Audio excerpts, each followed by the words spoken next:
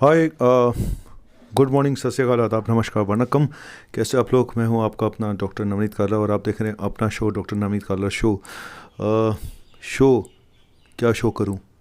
लोग कहते हैं सर आपके चेहरे से खुशी गायब हो गई है। सर खुशी तो आप लोगों के साथ ही है। आप दुखी हो गए तो मैं कैसे खुश रह सकता हूँ? चलो बताता हूँ। और आज कुछ खास बात बताने जा रहा हूँ। जैसे कि खबरें अच्छी नहीं है तो मैंने खबरें कम करनी शुरू कर दी हैं। और साथ में मैंने कोशिश की है कोई ना कोई टॉपिक लेकर आऊँ। जैसे कि आपको पता होगा कि भारत में केसेस अभी भी जस के तस हैं। करीब करीब 4 लाख के आसपास केसेस आए हैं, 3,92,000 के आसपास। और करीब 3600 के आसपास डेथ हुई हैं।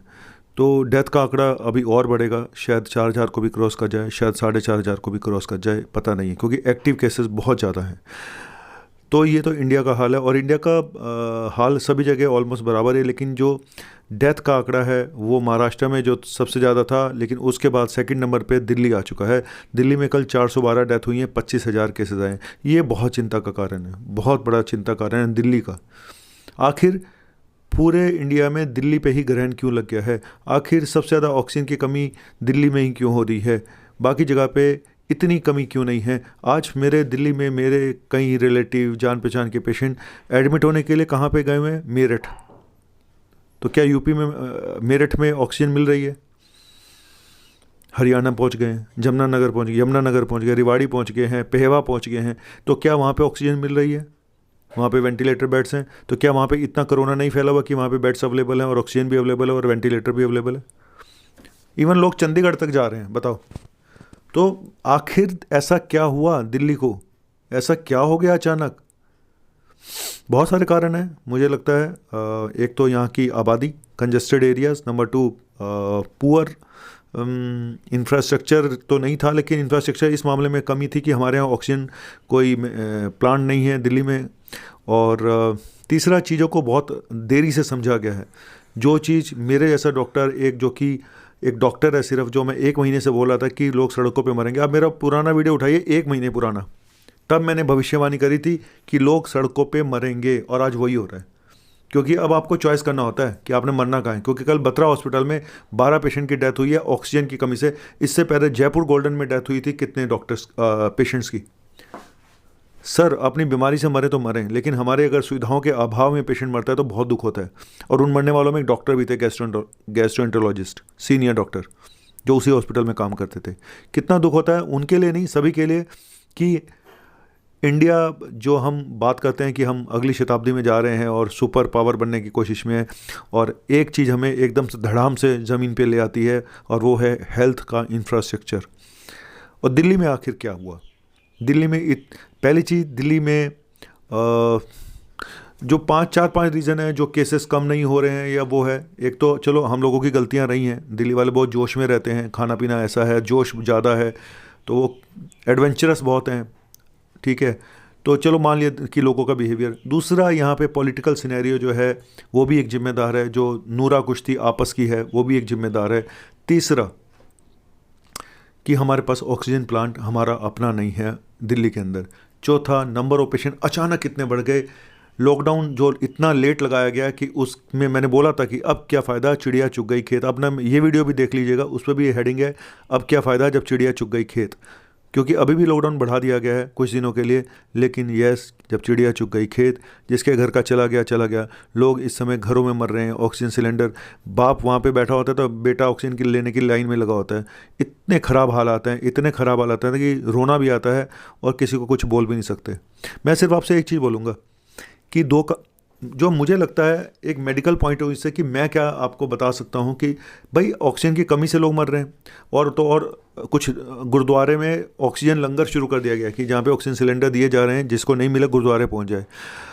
मैंने तो पहले भी बोला था कि भाई, जब इन सिख समुदाय ने एक हॉस्पिटल खोला था अभी किडनी का, तो मैंने बोला था कि सर आप ही कुछ कर लो, आप लोग ही कुछ कर दो, ठीक है, यहाँ की सरकार के जिम्मे ना छोड़ो, आप ही कुछ कर दो। तो उन्होंने गुरुद्वारे में ऑक्सीजन लंगर खोल दिया है। चलो कुछ तो है ना होने से, लेकिन खाली इससे काम चलेगा नहीं, क्योंकि हॉस्पिटल चाहिए, बहुत सारी सीरियस इश्यूज़ को देखना पड़ता है। तो मैं सिर्फ आप लोगों से बोलूँगा कि ऑक्सीजन की अगर कमी दिल्ली में है, आप क्या करें? जिनको हो गया वो तो हो गया, आप क्या करें जिससे कि ऑक्सीजन की कमी हो ही ना, आपको हॉस्पिटल जाना ही ना पड़े, आपको ऑक्सीजन तक की नौबत आनी ही ना पड़े। सिर्फ 2-3 काम ही करने हैं। पहली चीज़, अगर आपको कोविड कोई भी फीवर होता है, आप रेस्ट मोड में चले जाओ। आपने कोई काम नहीं करना है। आप भले ही ठीक हो गए हो, ऑक्सीजन फीवर आने के बाद आपने टेस्ट नहीं कराया कोविड का, लेकिन आप 14 दिन के लिए पहली चीज़ आइसोलेशन में चले जाओ। 14 दिन के लिए रेस्ट पे चले जाओ, रेस्ट मोड में, क्योंकि रेस्ट, वायरल डिजीज़ में रेस्ट करना बहुत ज़रूरी है।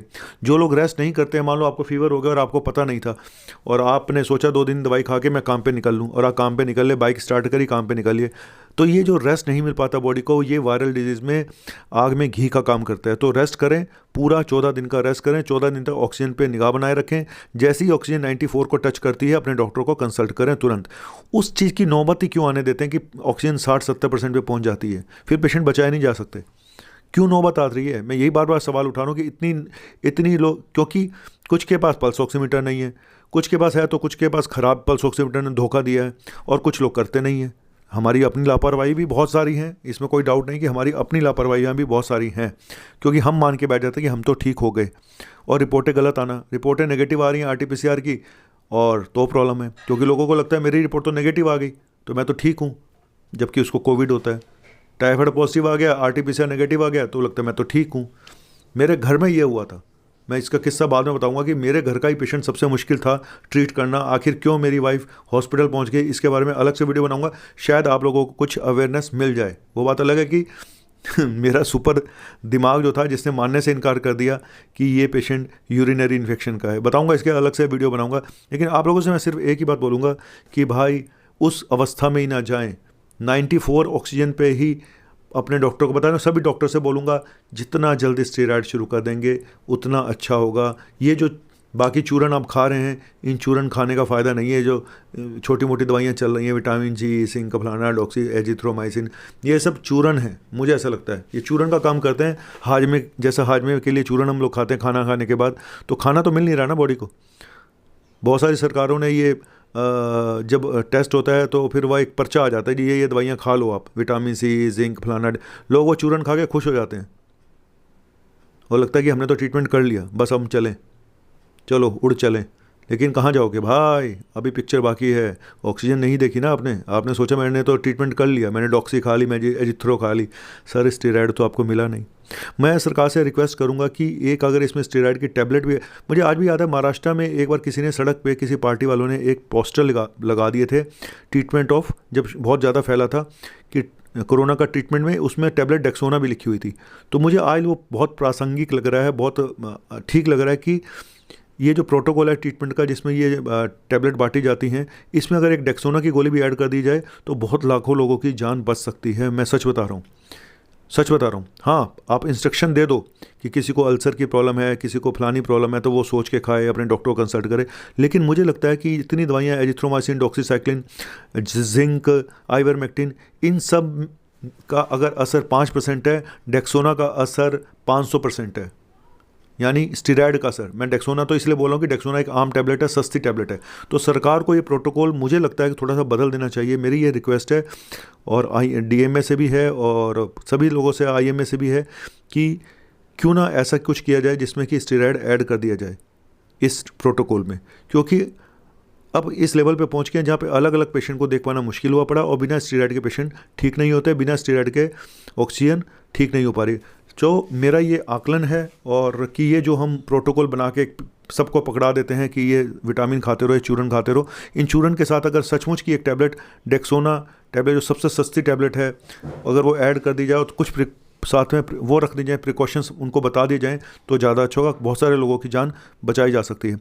और मेरा अगला वीडियो, टेलीग्राम पे जाके मेरा वीडियो देखें, चैनल, मेरा नंबर सेव करें टेलीग्राम पे, वहाँ पे मैंने डोज भी बताई हैं, क्योंकि यहाँ नहीं बता सकता हूँ। यूट्यूब वाले मेरा चैनल ब्लॉक कर देते हैं, मैं जितनी भी हेल्प करने की कोशिश करूँ नहीं कर पाता हूँ। और दूसरी चीज़ कि मैं अगर बहुत सारे लोगों की हेल्प करना चाहूँ तो मैं अपने लेवल पर नहीं कर सकता हूँ, क्योंकि मैं अकेला इंसान हूँ, मैं खुद थक जाता हूँ। इसीलिए मैं वहाँ पर जाके, जो लोग मुझे नहीं अफोर्ड कर सकते, जो पे नहीं कर सकते, तो मैं उनकी हेल्प वहाँ पर जाके कर रहा हूँ। टेलीग्राम चैनल पर आप जाइए, मैं हर रोज़ कुछ ना कुछ ऐसे डालता रहता हूँ जो आपकी मदद कर पाए। Thank you very much. आपका अपना मुन्ना भाई MBBS।